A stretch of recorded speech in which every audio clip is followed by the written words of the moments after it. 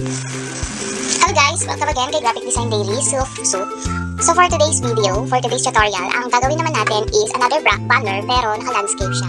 Diba yung in-upload natin kahapon is stand banner and hindi masyadong gumana yung creativity ko doon, parang ang boring. Parang nakukulangan ako sa design. So ngayon ipapakita ko kung paano ko ginawa itong banner na ito. So ginawa ko kasi siya pero nakalimutan ko mag-record for video tutorial. So ngayon natin siya gagawin. So hindi na tayo aalis dito sa Canva editor na to dahil ito yung susundan natin. Ang gagawin ko na lang is mag-duplicate ako or mag-add ako ng page. Then tong page na to is pinalitan ko ng kulay. So ano nga ba yung mga ginamit ko dyan? So first, ang ginawa ko is nag-add ako ng, by the way, simulan na pala natin yung pag-edit. Nag-add ako ng square like this. Ganyan. Tapos another square naman for this. Papantay lang natin siya. And then i-duplicate natin. Ayan.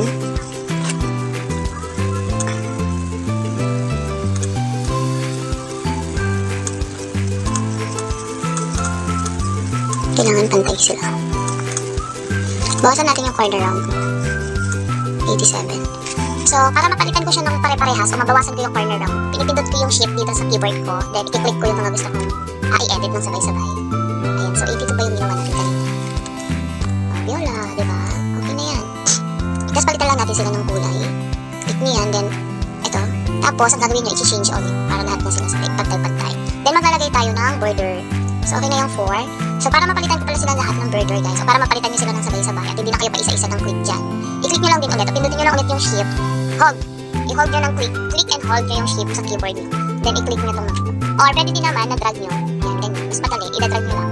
And then, palitan nyo sila ng sabay. Click nyo na yung border width. Pero hindi nyo pwedeng gawin yung hold kapag may iba ng elements na nakalagay sa loob ng box. Ang gagawin nyo, i-click nyo talaga yung shift. Click and hold nyo talaga yung shift sa laptop. And then, i-click nyo lahat yung mga element lang na gusto niyo i-edit. Or lagyan ng effects, gano'n. So, after that, ito naman. So, paano ko ito ginawa? Nag-add lang ako dyan ng square. Tapos, parang finit ko lang yung square dito sa pinaka square. Finit ko lang yung circle dito sa pinaka square. Okay, let's see. Ayan. Malaki na nga ito masyado, pero okay lang. And then, palitan natin siya ng kulay. Gawin natin siyang pink. Tapos, ang nilagay ko ito, sa elements ko lang kinuha ito, guys. I-add natin tong picture na to. Pag hindi nyo na nahanap yung dating yung ginawa, guys, ay dating yung ginamit, dito lang kayo sa may reset reuse. Tapos, see all nyo lang. Makikita nyo dyan yung mga ginamit. Nahanap ko muna. Parang hindi yun. Minsan kasi pag pinatay ko sa elements, hindi ko na siya nakikita. So, center lang natin. Okay. Tapos, mag-add na tayo ng text. Parang ang ginamit ko yata dito ay Recoleta. If I'm not mistaken. So, ang lalagay natin dito sa baba is Pet Grouping and Logic. And, tsaan. And then, lalagyan natin ng effects. Ang effects ay papalit natin kasi ng curve. Pero, pabalitan.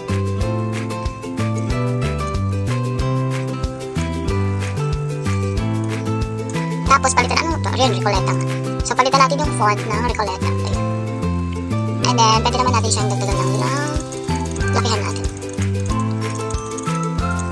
Ganyan guys, punta lang kayo ulit sa effects, tapos i-adjust nyo lang din yung pa-curve niya na effect. I-adjust na lang natin tong text. Ayan. Tapos ito, ibaba natin. Then mag-add tayo ulit. Dito naman yung pangalan ng business. Ungroup. Isin natin ito. Since ang kaya, baka napapansin nyo guys, bakit laging ayan yung mga font na ginagamit ko? Maganda kasi kapag sa isang business, meron kayong brand color, meron din kayong mga font na ginagamit. Mapa-flyers man yan, mapa-logo ninyo, cover photo ninyo sa Facebook page nyo, o kaya sa business card ninyo. So yun, doon iikot, doon yung magagamit yung color brand ninyo, color palette, at saka yung inyong mga font. So dapat meron talagang at least 3 to 5 na klase ng font, yung isang brand, at ganun din sa color palette, no? Mga 3 to 4. Yung mga hindi nalalayo sa kulay nyo. Kaya madalas napapansin nyo doon sa pag-edit ko, pag nag-edit ako.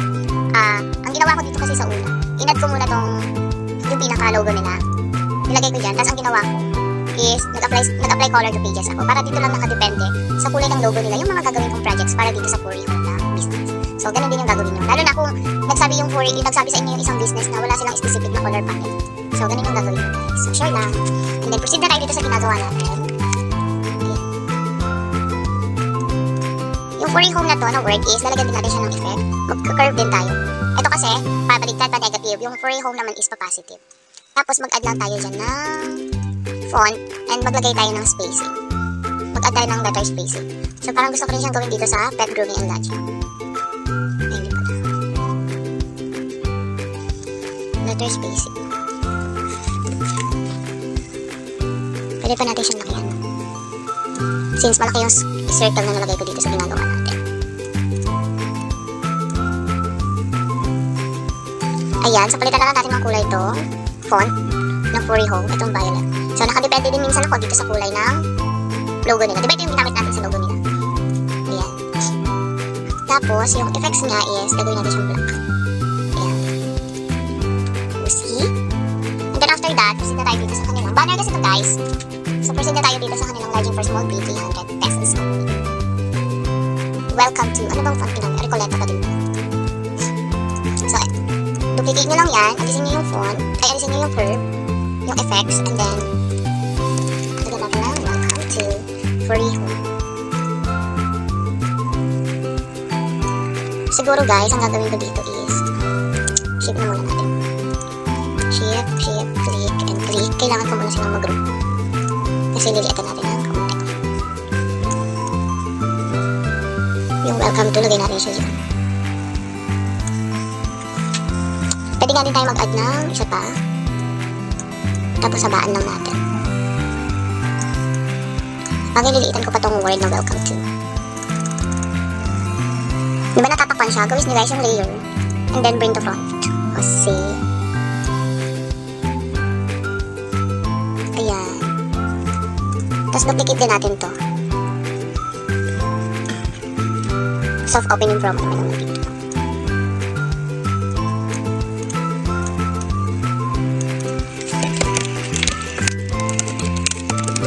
Palilitan talaga natin ang font niya.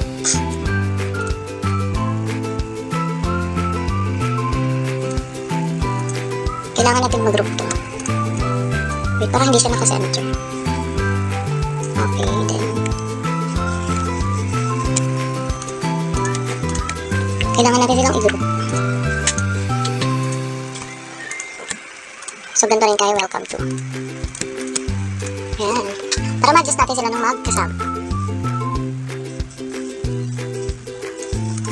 Okay, tapos ang i-add na natin dito is yung kanilang promo, soft opening promo nila. This is their soft opening promo.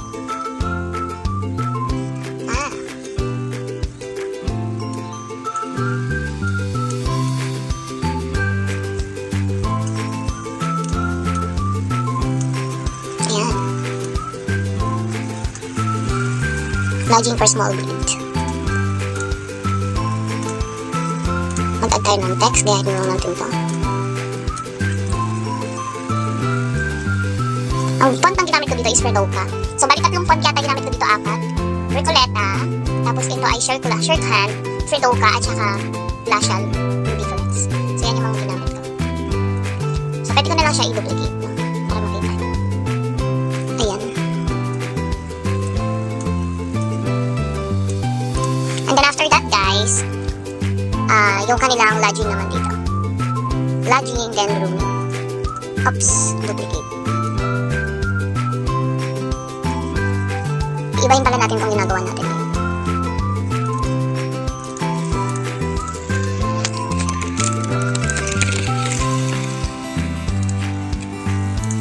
Tapos kailangan din natin silang i-group para ma-advise, ma-adjust din natin sila ng magkasabay.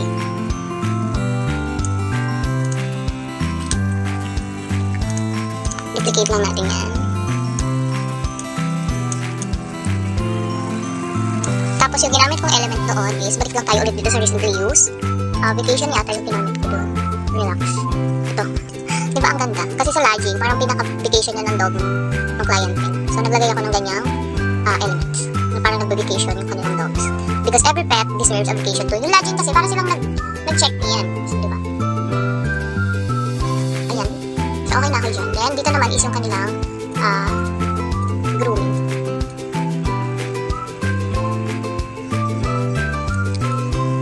So, kailangan natin ito iba ng konti.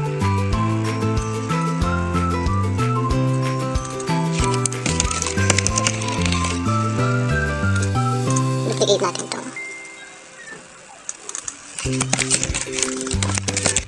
Ayan. natin yung ano na yun, na ginugroom pet. Pwede din tayo maghanap pa ng iba dito.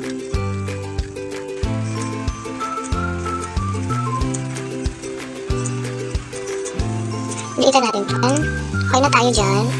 Duplicate yung kanilang contact information. Contact invitation. Ayan, okay na to, no?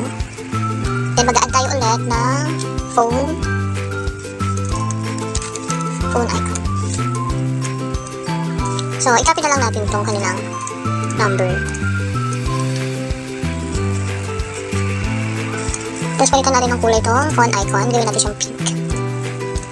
Next is yung kanilang email. So, i-ano na lang natin. I-ano ko na lang guys. I-duplicate ko na lang. May mga binago lang tayo dito. And then next, yung kanilang address.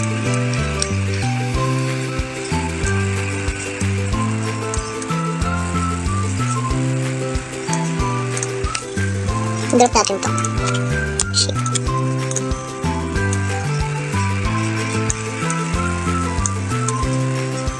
Tapos mag-add na tayo dito guys. So, yung nakita nyo lang dito. Asan ba yan? Where grooming meets love and care. I-duplicate natin yan. So, dito na natin siya ilalagay.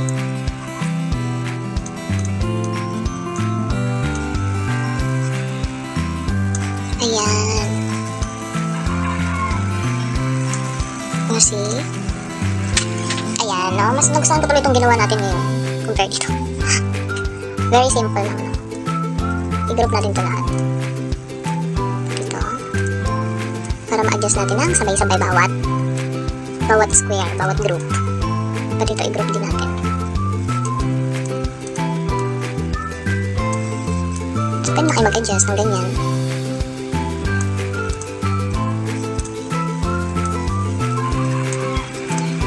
Naka-group na silang apat, so pwede na natin silang i-adjust na magkakasama.